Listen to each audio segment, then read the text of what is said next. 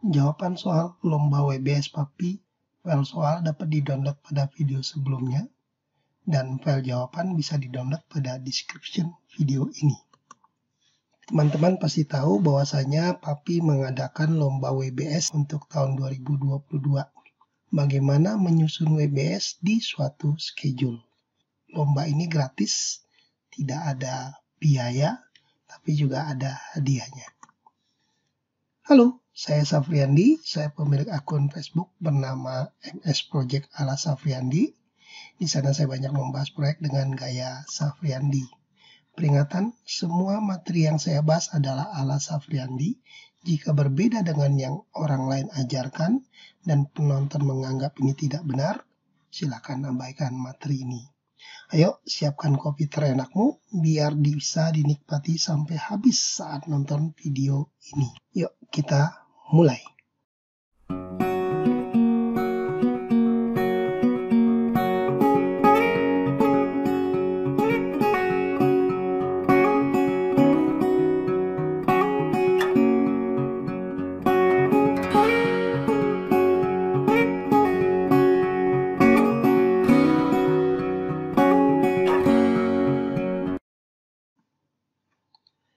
Langkah pertama untuk menyelesaikan soal lomba yaitu copy paste RAB ke Microsoft Project.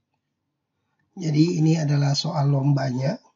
Ada RAB, jadi ada nomor, uraian pekerjaan, satuan, volume, dan seterusnya. Ini kita sorot saja. Jadi langkah pertamanya adalah copy paste RAB ke Microsoft Project. Jadi ini kita sorot sampai paling bawah, copy, lalu ambil Microsoft Project, ambil yang blank, lalu paste di sini. Ya, jadi sudah masuk soal RAB-nya ke dalam Microsoft Project. Nah, supaya kolom-kolomnya sesuai dengan RAB, maka kita ambil view, ambil menu, tabel. Di sini ada custom RAB. Nah, custom RAB, sini ada volume, satuan, harga, dan seterusnya. Untuk teman-teman yang belum punya, bisa melihat buku saya dan file RAB-nya sudah ada di sana. Jadi, balik lagi ke Excel, kita ambil volume semuanya.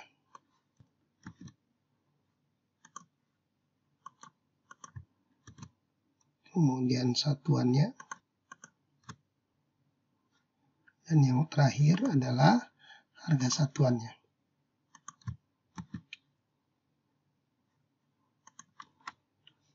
Ya, jadi sini sudah kelihatan. Ini udah langsung berharga. Ini bisa kita indent. Sehingga nanti akan keluar totalnya. Ini juga bisa kita indent semua. Nanti akan keluar totalnya.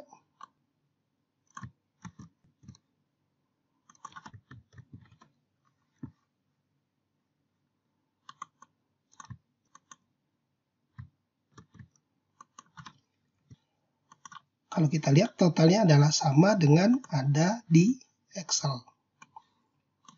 Jadi totalnya adalah sama. Ini dengan ini. Ya. Nah, kemudian kita indent semua sesuai dengan level pekerjaan. Di sini saya sudah punya yang saya buat.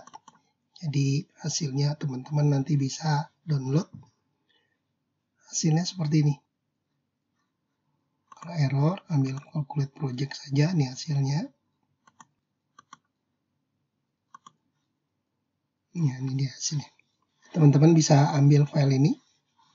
Nah, selanjutnya adalah langkah penyelesaian soal lomba kedua, susun level dari pekerjaan. Jadi tadi susun levelnya, level 1 adalah seperti ini, level 2 adalah ini. Level 3 dan seterusnya ya. Seluruhnya adalah seperti ini. Langkah berikutnya adalah diskusi pekerjaan yang bisa di WBS-kan. Diskusi pembuatan WBS. Jadi WBS itu teman-teman adik-adik itu tidak disusun sendiri, tapi didiskusikan. sehingga peserta lomba dibuat berkelompok. Jadi berkelompok bukan sendiri, yaitu 2 mahasiswa atau mahasiswi dan 1 dosen sebagai mentor. Jadi harus ada yang jadi mentornya.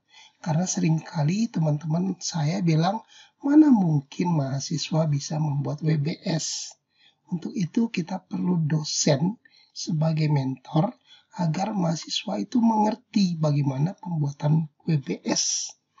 Pembuatan WBS itu perlu didiskusikan karena terkait dengan metode, dosen harus tahu metode lah ya, terus pola kerja dan strategi lapangan. Diskusi WBS membahas tentang tahap kerja. Apa sih tahap kerjanya, volume, dan kemudahan mengontrol. Daftar pekerjaan. Daftar pekerjaan RAB tidak selalu sama dengan uraian pada jadwal pelaksanaan. Jadi kalau daftar pekerjaan RAB itu tidak sama dengan daftar uraian pekerjaan. Uraian pekerjaan disusun oleh kontraktor berdasarkan pola kerja, metode kerja, dan strategi kerja kontraktor. Jadi langkah penyelesaiannya adalah pertama pekerjaan persiapan. Saya kembali lagi ke Microsoft Project. Pembuatan papan nama proyek. Bisa nggak di WBS kan? Saya rasa nggak usah. Penyediaan air kerja. Bisa nggak di WBS kan? Ada teman saya yang mau WBS kan pekerjaan ini menjadi seperti ini. Jadi dibuat recurring task. Lalu dia buat di sini air kerja. Kemudian dia buat per bulan. Misalnya, ini namanya misalnya ya, katakanlah sampai bulan Januari misalnya. Hasilnya seperti ini. Jadi bar chartnya itu ada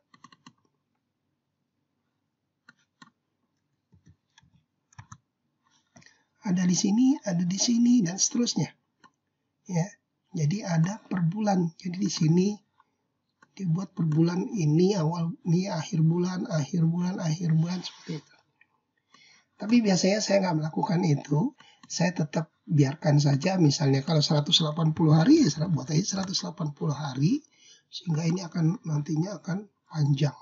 Oh, sorry, ini volume ya. Kalau misalnya ini saya insert durasi,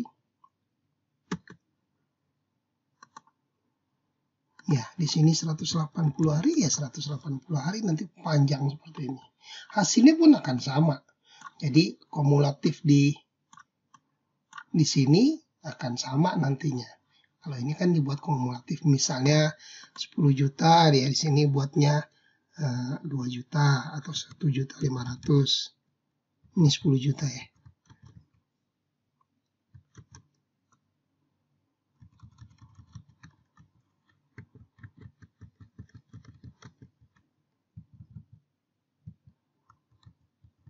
Ya, mungkin yang terakhir nggak pakai 500 lah mungkin. Ya gitu ya. Nah jadi totalnya adalah 10 juta. Tapi saya nggak menggunakan itu sehingga saya tidak meng-WBS-kan penyediaan air kerja. Pekerjaan boplang, perlukah ini? Nggak perlu di-WBS-kan. Pekerjaan pembersihan juga tidak. Nah di sini ada mobilisasi dan demobilisasi tower crane. Nah harganya 900 juta. Artinya kalau harganya 900 juta, ini termasuk tower crane-nya.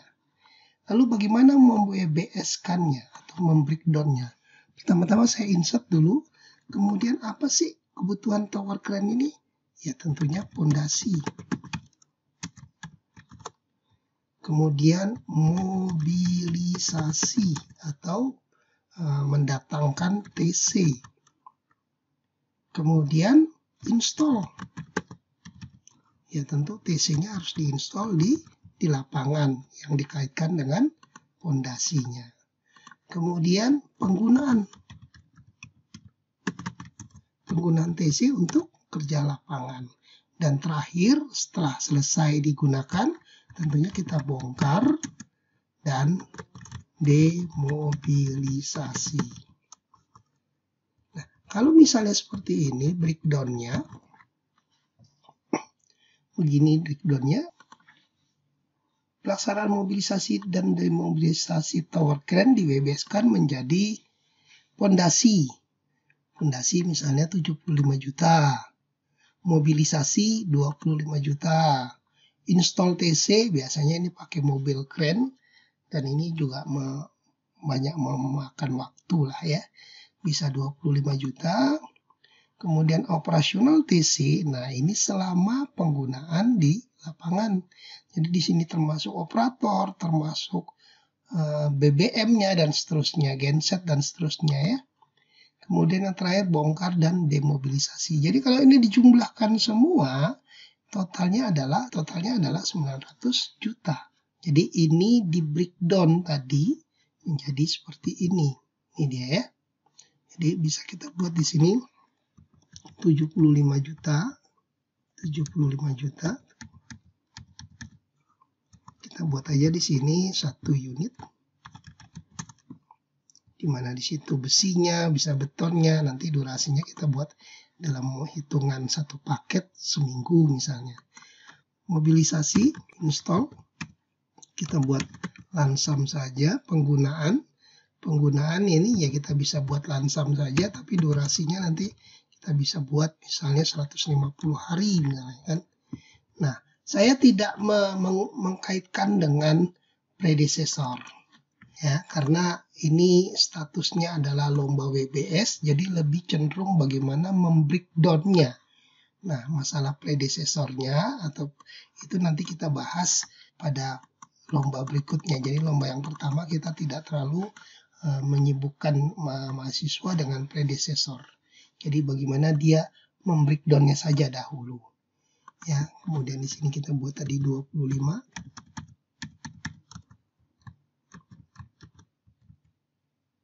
Bongkar ini juga 50. Sehingga sisanya adalah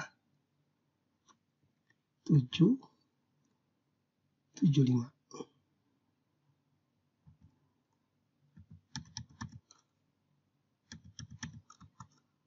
Sehingga totalnya adalah 900. Jadi tahap pertama TC kita detailkan item tower crane. Berikutnya kalau kita lihat denahnya ini cukup lebar.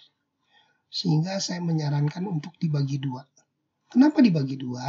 Karena kalau kita lihat juga di RAB-nya, pekerjaan beton ini, balok dan plat kolom ini mencapai 400 kubik. Artinya ya mungkin dikurangin kolom, mungkin ya katakanlah kolom sejauh-jauhnya 100 lah kita bilang, masih 300-an. Artinya kita bisa bagi 2. Jadi kalau ini luas, kita lihat cukup luas, maka kita jadikan 2 zona.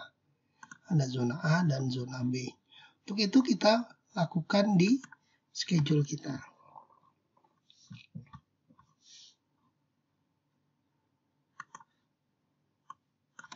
Insert zona A,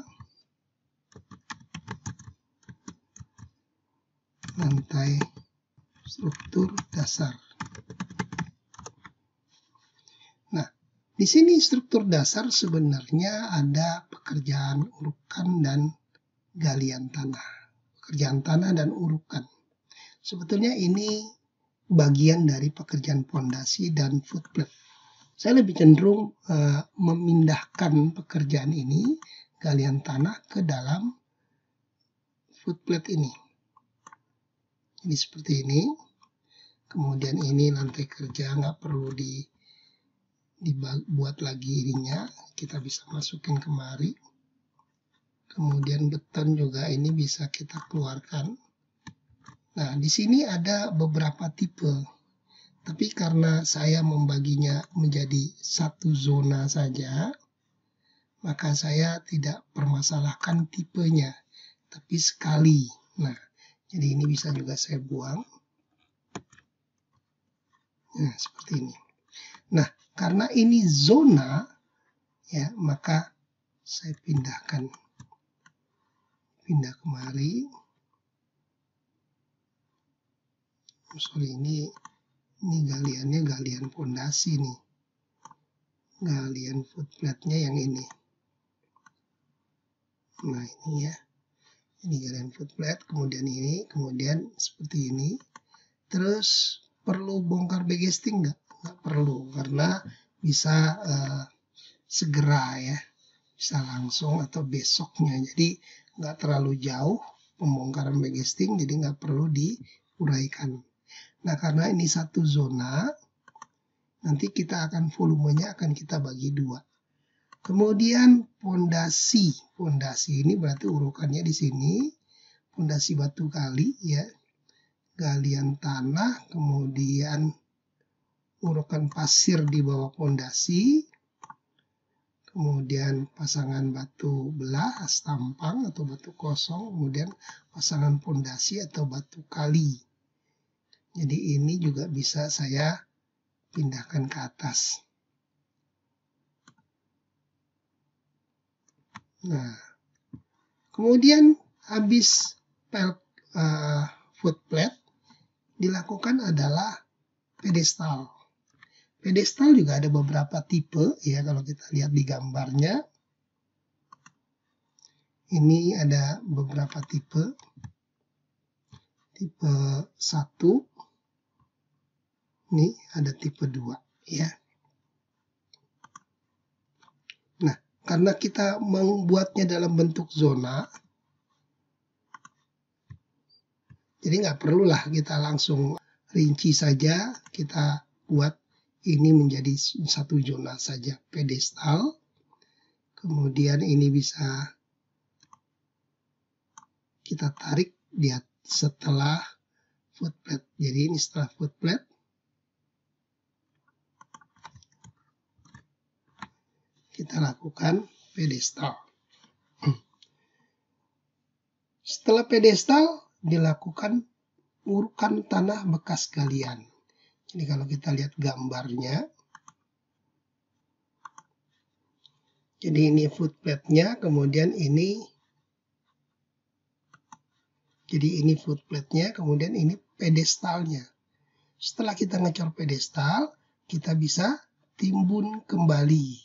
Sehingga timbunan kembali ini, bekas galian ini bisa kita letakkan di bawah pedestal.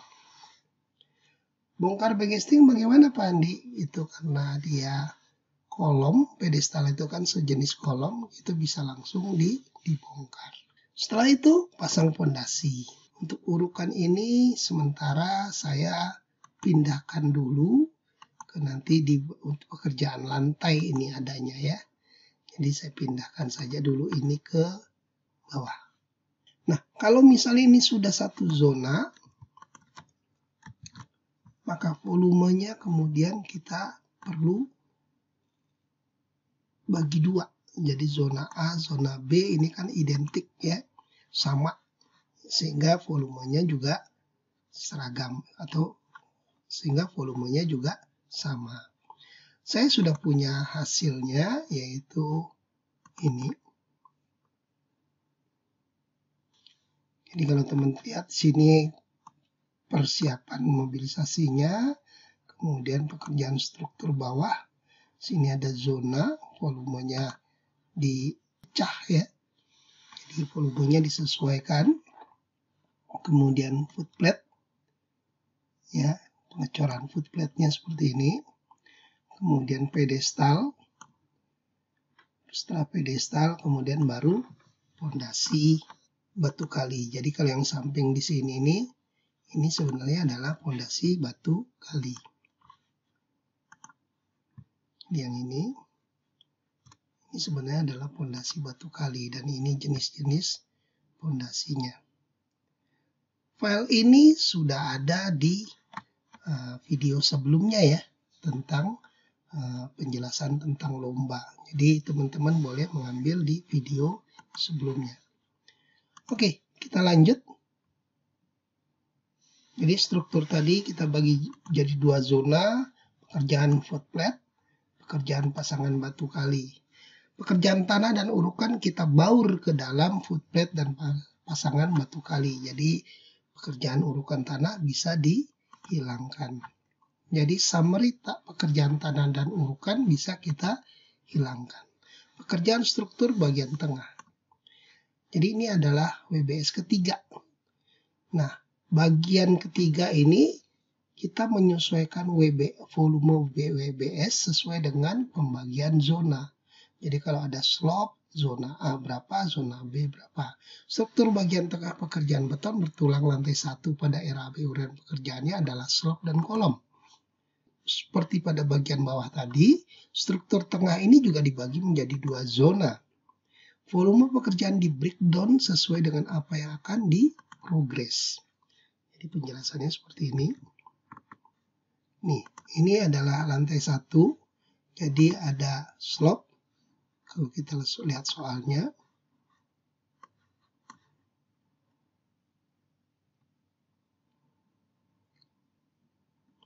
Ini lantai 1, ada slope dan ada kolom.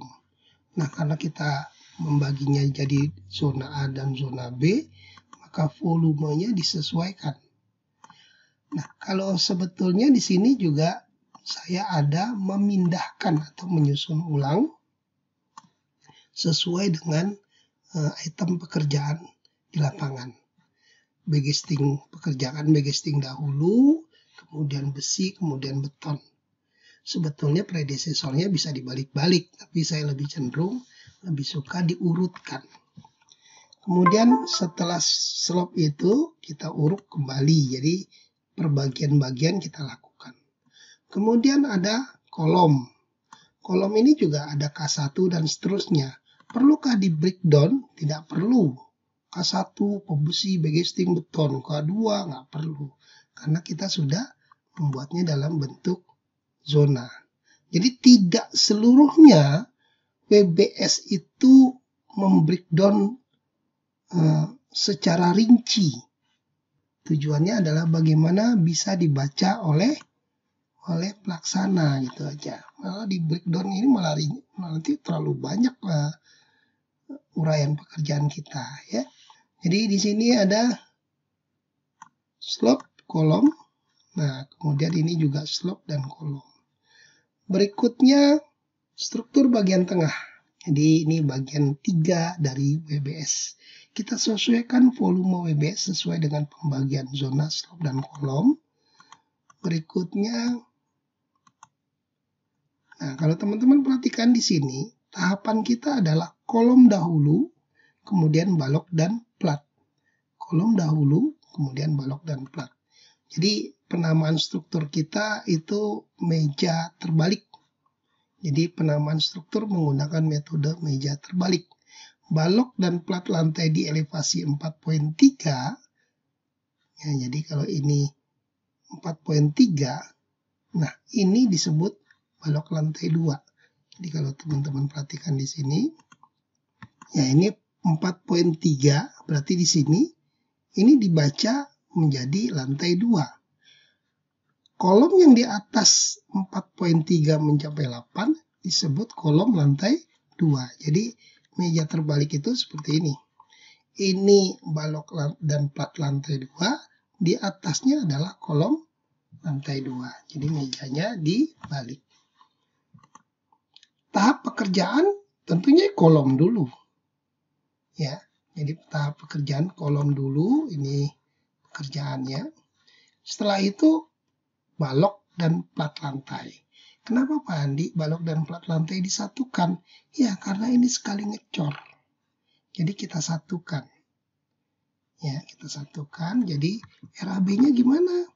Uraian schedule-nya gimana? Uraian schedule-nya seperti ini. Jadi ini lantai 2. Setelah kolom kita cor, selanjutnya adalah balok dan plat lantai. Kalau aslinya RAB-nya adalah seperti ini. Balok, plat lantai 2, plat dan kolom. Ini volumenya 418. Di sini betonnya adalah 158 untuk zona A, 158 juga untuk zona B. Artinya kalau ini kan baru 300-an. Nah, sebagian lagi itu ada di kolom. Jadi kalau ini kita perhatikan jumlahnya adalah 418. Jadi kita breakdown seperti ini. Nah, selanjutnya pekerjaan bagian tengah jadi detailkan balok dan lantai dan kolom. Jadi tadi saya jelaskan pembuatan pada bagian struktur tengah ini dibagi menjadi 2 zona. Volume pekerjaan di breakdown sesuai dengan apa yang diprogres. Jadi kalau kolomnya selesai bisa langsung diprogres, volumenya langsung terhitung. Balok dan plat lantai juga seperti itu. Jadi kita WBS itu supaya kita WBS-kan supaya mudah di dalam penilaian progres. Nah, di sini balok lantai 2 backcastingnya saya buat 80%. Maksudnya apa? Begitu backcasting dipasang dan dicor, kita bisa nilai dia. Tapi kenapa 80% Pak Andi? Karena kan ada bongkar backcastingnya. Jadi kalau harga backcasting itu 225, maka 80%-nya adalah 180 dan 20%-nya adalah 45. Artinya ini kalau dijumlahkan, ya volumenya kan sama nih. Hasilnya tetap sama. Seperti ini ya. Selanjutnya adalah pekerjaan atap. Pekerjaan atap, kalau tadi kita buat menjadi 2 zona, tapi kalau atap biasanya saya menjadikannya 1 zona. Kenapa? Karena volumenya kecil dan sedapat mungkin sekali cor. Hal ini untuk mencegah adanya sambungan beton agar lebih masif, tidak mudah bocor. Pertimbangan lain, volume tidak terlalu besar ya. Kalau kita lihat di sini, volumenya juga atap itu tidak besar. Karena biasanya lebih tipis baloknya dan plat lantainya lebih tipis. Jadi volumenya hanya 160. Ini balok, lantai, dan kolom. Sebenarnya kolomnya kolom apa sih nih? Ini kolomnya kolom pedestal untuk baja. Jadi kalau kita lihat di sini, ini atap ya. Jadi ini balok ini dan ini kolom pedestal untuk baja. Nah, jadi di sini ada masangnya, bongkarnya. Kemudian untuk baja juga ada anchor boltnya. Pekerjaan baja itu di sini. Ini lantai dak atap dan ini ada pedestal di mana ada anchor bolt di ujungnya. Di ujung ini biasanya ada anchor bolt. Oke. Berikutnya ya ini atap. Nah, berikutnya kita masuk ke pekerjaan baja. Jadi ini ada gambar baja. Pekerjaan baja ini sering sekali RAB itu dibuat agak rancu gitu. Antara RAB dan analisa itu sering rancu. Jadi kalau diperlihatkan di sini sebetulnya ini adalah kebutuhan material. Jadi kalau misalnya saya cobakan di sini ya. Ini adalah pekerjaan analisa, pekerjaan dinding. Jadi ada bata, ada semen, ada pasir. Ini kan material ini. Ini material. Nah, RAB-nya apa? RAB-nya adalah pasang dinding. Pasang dinding itu luasan. Jadi kalau di sini dapat harga, maka harga di sinilah menjadi pengalinya. Nah, sebetulnya juga analisa dari pekerjaan baja adalah ini. Inilah kebutuhan materialnya, sekian kilo, sekian buah, sekian dan seterusnya. Harusnya ini bukan menjadi RAB. Lalu uraian RAB itu seperti apa? Harusnya gini, material baja datang ke pabrikasi. Jadi kalau ini ada jumlahnya, maka jumlahnya ini yang dijadikan di sini. Di 20% kali jumlahnya. Jadi di sini bercerita MOS, material sampai di pabrikasi, itu kan nilainya tinggi tuh. Nah itu boleh dimoskan 20%. Terus pada saat pabrikasi sudah selesai, sudah dipotong, sudah dibentuk, sudah dibengkok, sudah dilas-las. selesai, kita juga bisa memprogresnya. Jadi ini sesuai dengan yang akan diprogres. Hasilnya adalah seperti ini. Pertama, material baja didatangkan. Saya nilai 20%, jadi ini duitnya. Setelah itu dipabrikasi, jadi dipotong, dibengkok, dilas, dan seterusnya. Kalau sudah selesai semua, kita bisa nilai dia 20%. Install baja. Nah, install baja ini saya menilainya 50%. Tapi waktu install baja, itu kan ada yang namanya ikatan angin. Ikatan anginnya saya masukkan 100% di sini. Kemudian ada yang nama track stang. Jadi waktu pabrikasi saya nggak masukkan track stang itu di sini. Ya, yang masuk saya di pabrikasi dan material onsite ini adalah yang bersifat baja-baja saja. Track stang, ikatan angin itu nggak ya kita masukkan. Tapi dimasukkan pada saat install.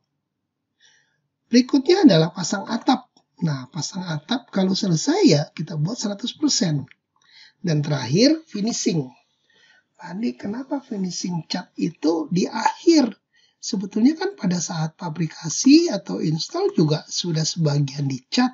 Benar. Biasanya saya anggap karena pengecatan itu belum selesai, kita anggap nanti ajalah di finishing. Begitu selesai semua, baru kita nilai dia progres. Nah, untuk pengecatan 100%. Nah, terus untuk kalau kita perhatikan di sini 20, 20, 50, sebetulnya masih ada 10% lagi untuk material baja. Jadi penyisipan pengelasan yang tidak sempurna, ya itu juga dimasukkan di sini. Hasilnya adalah begini harganya, sehingga total harganya tetap sama dengan yang ada di RAB. Ini harga RAB. Ini harga di breakdown-nya. Oke, kita masuk yang berikutnya. Tahap kita sering rancu dalam menghitung volume RAB, volume pekerjaan. RAB adalah volume pekerjaan, jadi bukan volume material. Sedangkan kebutuhan material biasanya dibuat dalam analisa harga satuan. Sebaiknya WBS-nya seperti berikut. Jadi seperti saya bilang, material baja didatangkan, pabrikasi potong dan bentuk, install material pabrikasi datang ke lapangan dan dipasang. Jadi material dia setelah pabrikasi datang, itu nggak dinilai. Tapi begitu diinstal, barulah kita nilai. Pasang atap, finishing. Sebetulnya habis itu ada pekerjaan tangga, pekerjaan shear wall. Tapi kita lewatin dulu ya. Nanti soalnya kita lewatin dulu ya. Kalau nggak nanti terlalu lama. Kita masuk ke pekerjaan arsitektur. Kalau kita lihat di sini, pekerjaan arsitektur itu pasangan dinding itu ada bagian dalam dan ada bagian luar. Kalau bagian dalam kita bisa kerja di sini. Bisa kerja di sini, pasang dinding ada masalah. Tapi kalau untuk plester, nah di sini saya membagi dua pekerjaan plester. Jadi ada plester bagian dalam dan ada plester bagian luar. Jadi ini adalah plester bagian luar. Pak, harganya sama saja kalau ini disatukan. Iya, kan kita perlu scaffolding. Nah, disitulah. Karena RAB kita sudah begini, ya kita tentu mengikutinya. Nah, untuk pekerjaan dinding, pekerjaan selanjutnya, itu bisa kita bahas berikutnya. Nah, jadi ini dinding, namun untuk plester aci tidak bisa dikerjakan keseluruhan. Kenapa? Karena bagian luar itu dikerjakannya belakangan. Saya biasanya membagi menjadi dua bagian, yaitu plester aci bagian dalam dan plester aci bagian luar. Demikian dulu, Papi dan MS Project ala Safriandi berusaha mengedukasi praktisi konstruksi dengan tekad demi Indonesia, khususnya dunia konstruksi berkualitas secara manajemen. Terima kasih, sampai ketemu di video berikutnya.